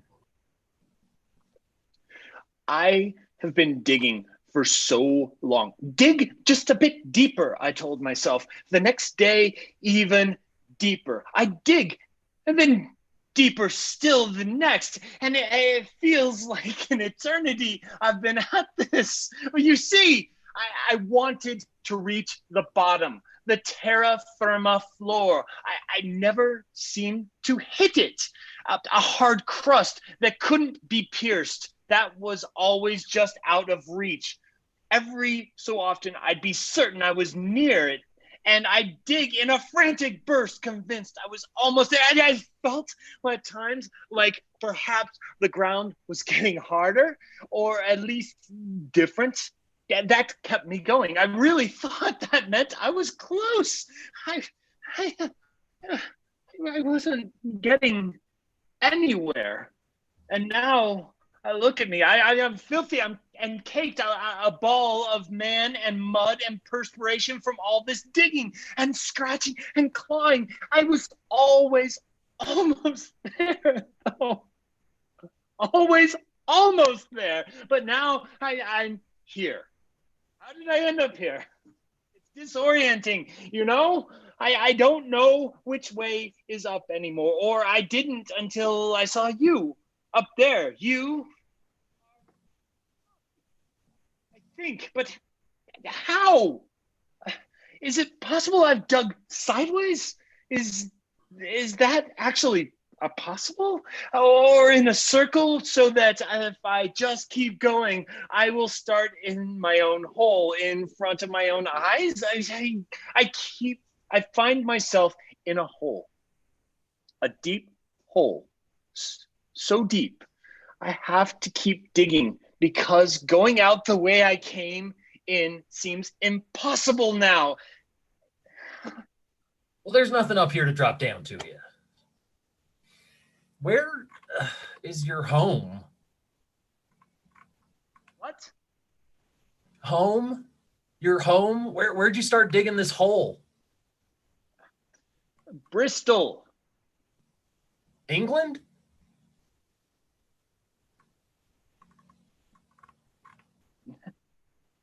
And this is Des Moines. I beg your pardon. Nothing. What is Des Moines? Is this France? Are you French? What year is it? The year of our Lord 1238. 1238 Anno Domini, of course. No, no, no, no, no. No. No? No. I've been down here longer than I thought. Perhaps it's already 1239. Let's see. I started in autumn, so it's possible. Yes, it's feasible. It may be 1239. What? Is it 1238 or 1239? Let me get this right. You're from England from the year 1238. Yes, I am. I don't know what you're up to, but this isn't funny. This is no laughing matter. Did you find anything to get me out with? No. And a buddy of mine is coming soon to meet me, so we can wait for him. He'll help me help you out. Someone's coming here? Silas sits down at the edge of the hole. I'm going to tell you something, and I need you to listen. Stop interjecting. I'll give you audience, but speak loudly. I have muck in my ears. While we wait, I have a tale to tell. My father used to tell it to me to ease my mind, and I hope it eases yours. There once was a father and a son. They were shepherds. They roamed the land with their flock. It was just the two of them and their sheep. In the gloaming, at dusk each night, they'd call out to the herd and gather them. One otherwise uneventful night, they watched as the sun slowly disappeared behind the flat-lined horizon of the world. And they stared at that horizon, and then they looked at each other.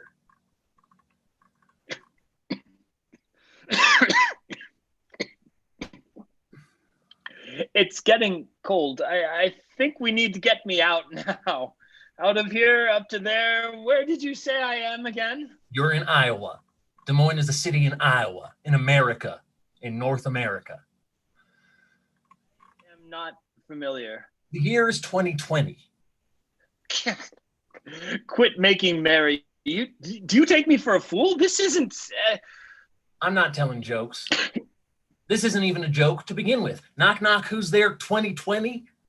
2020 who? Terrible fucking joke. It's not a joke. This is not a fucking joke. I'm not sure. If you're telling the truth, you've been digging a hole for what, 800 years? You're far from home. I know this. I think you've dug through the earth. Through the round earth over hundreds and hundreds of years with your shitty little shovel. Impossible. Exactly. You're not telling the truth, or something else is going on here. I would not deceive you. I have no reason. Long pause. Silas is also understanding for the first time that the earth is truly round. The earth is round. What did you say? Grime in the ears. I said the earth is round, you piece of shit. Are you certain? I mean, maybe I dug sideways. Maybe No. There's only one explanation. Round? Yes, the earth is round. But it's impossible. I should have hit the plate. I've been tunneling a long time, but I had no idea why it was taking so long. How had I not hit the plate? The earth is a disc that is not very deep. I should strike. Stop talking.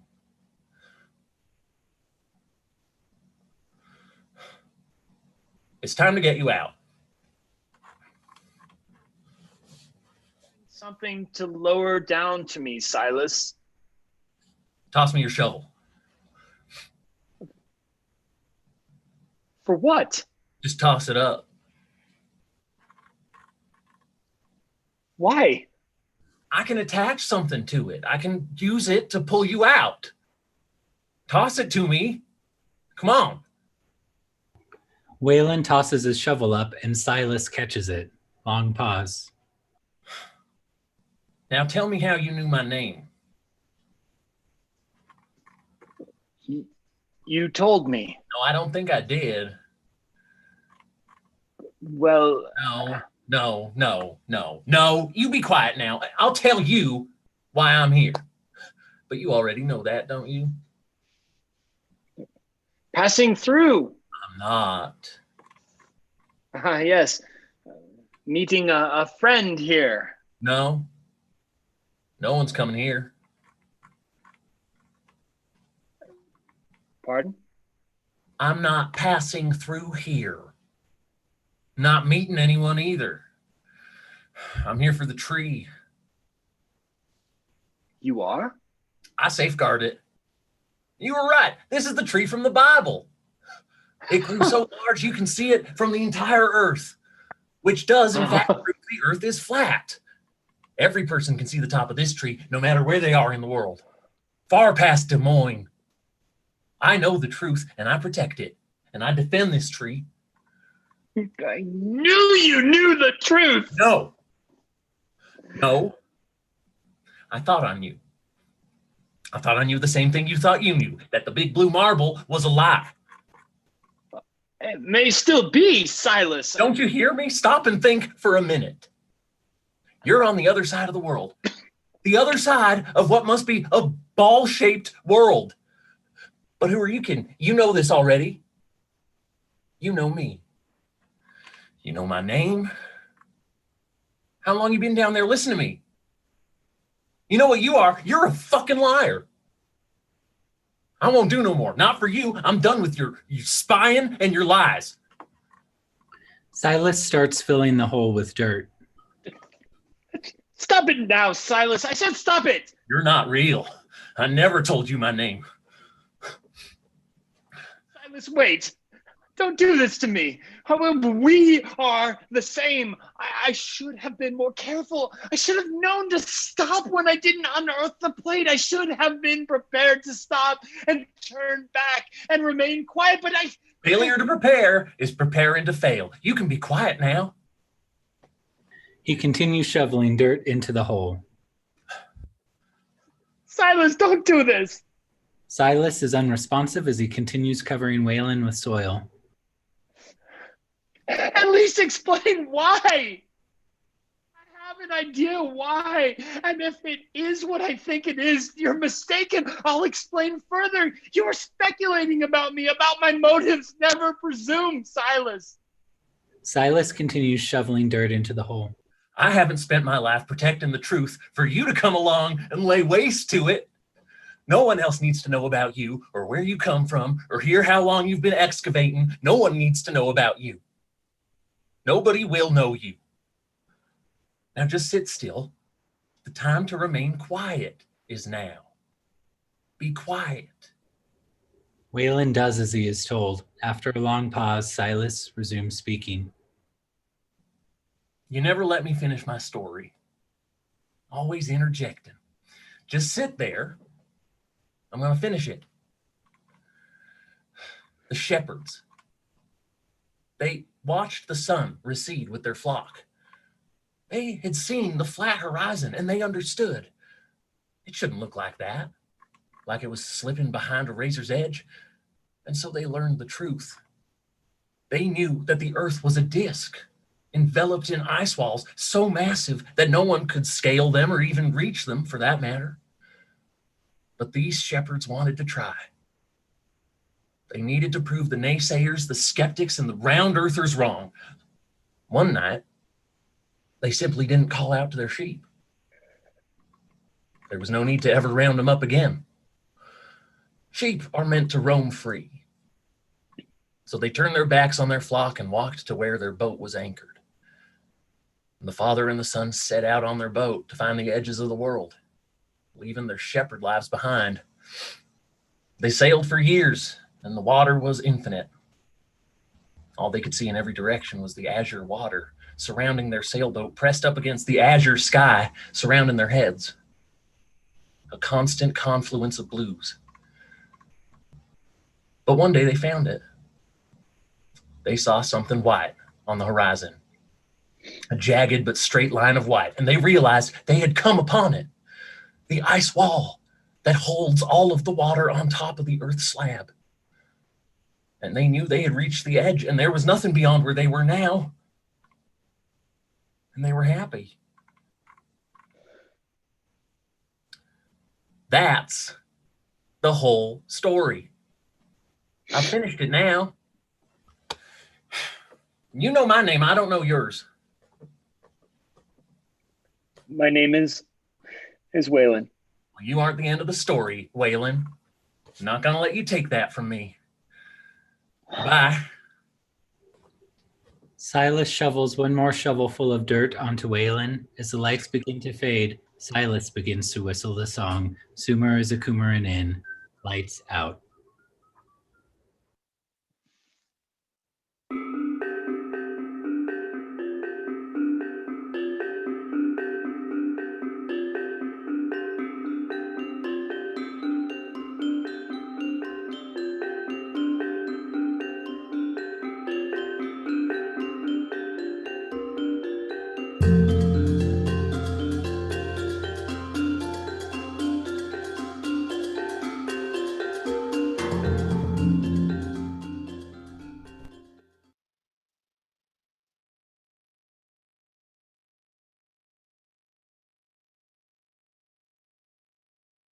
I'm muted. I was the person who had to do that tonight.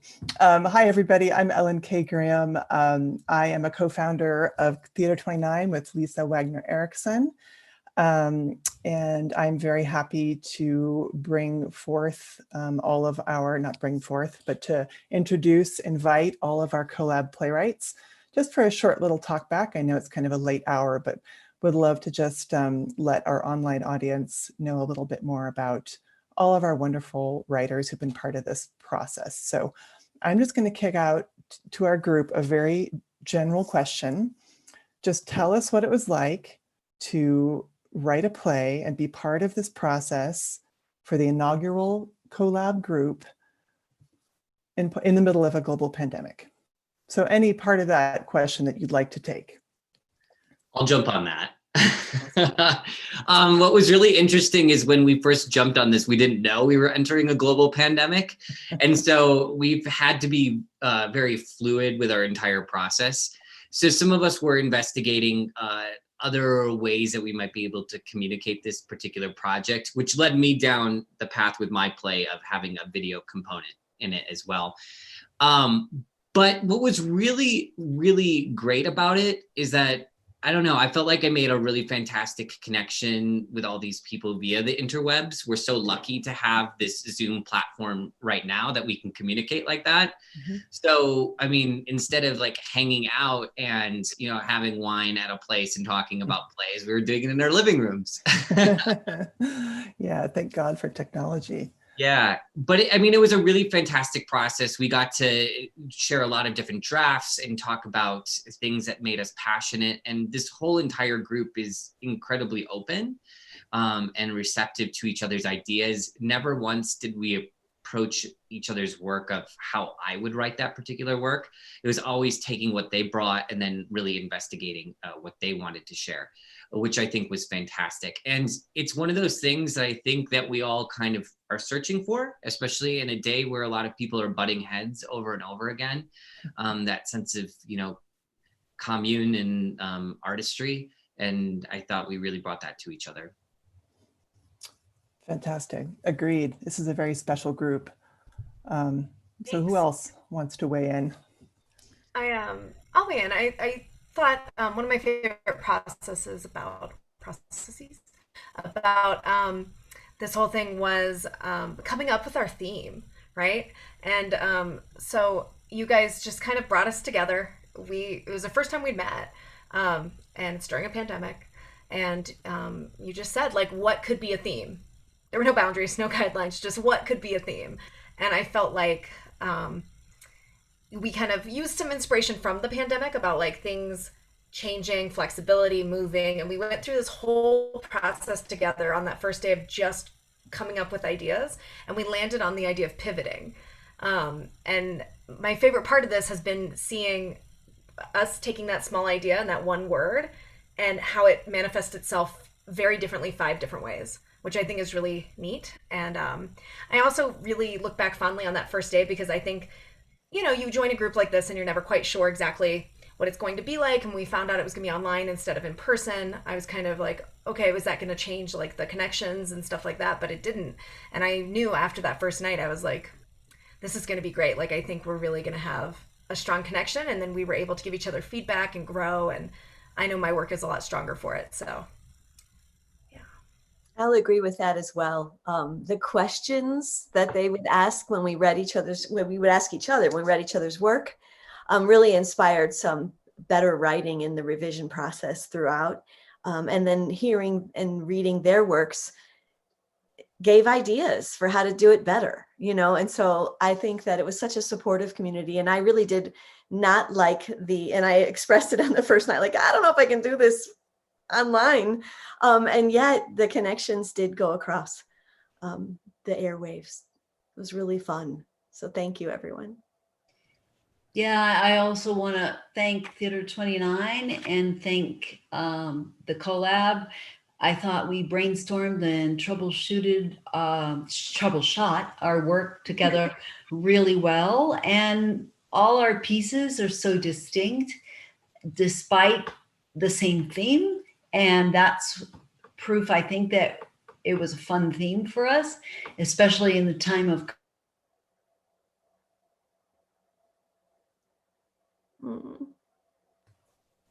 Did we lose Felice? I think it froze. Okay. Okay, Matthew, do you want to chime in? She'll come back. She will be back, I'm sure. So, I mean, I think this is a perfect example of, like, you know, when life throws you a curveball. I was expecting pandemic, and Zoom definitely has its intricacies and struggles, but I will say that it does feel like we still were able to form a cohesive group. And a lot of my writing work in the past has been with collaborative groups. And so it was really nice to just write in a different style with folks, where I was able to sort of witness their process and see the evolution of their works. I know all of our plays really changed significantly from the first time we had a draft. And then I'll say personally, for my own piece, I do feel that being in a pandemic in an odd way also very much influenced where I went with the prompt. I mean, I definitely, due to the nature of the world and the conspiracy theories and things that are going on, it definitely felt like the right time to make a statement about conspiracy theories. And I definitely, you know, went down some rabbit holes that I probably wouldn't have if we hadn't had the environment that we find ourselves in. So for me, it was really good from a source point of view. I would say it was also nice. It was right in the beginning of the pandemic when, you know, even going to the grocery store felt like a big violation of rules. And so I was here constantly. And in another weird way, I think the pandemic really opened up a lot of free space for me to focus on it that, you know, I may not have otherwise had if I was still running around Denver living my life. So I think that was also actually one of the blessings of the pandemic. I love that point. And for those of you who don't know, many of our playwrights are also actors and directors and have other theater roles. And so I heard some appreciation for being able to focus, at least for the first part of this project, on the writing. Of course, many of you also acted and directed as far as bringing this reading to life. Any other, I don't know, process thoughts or themes or things you'd like our audience to know?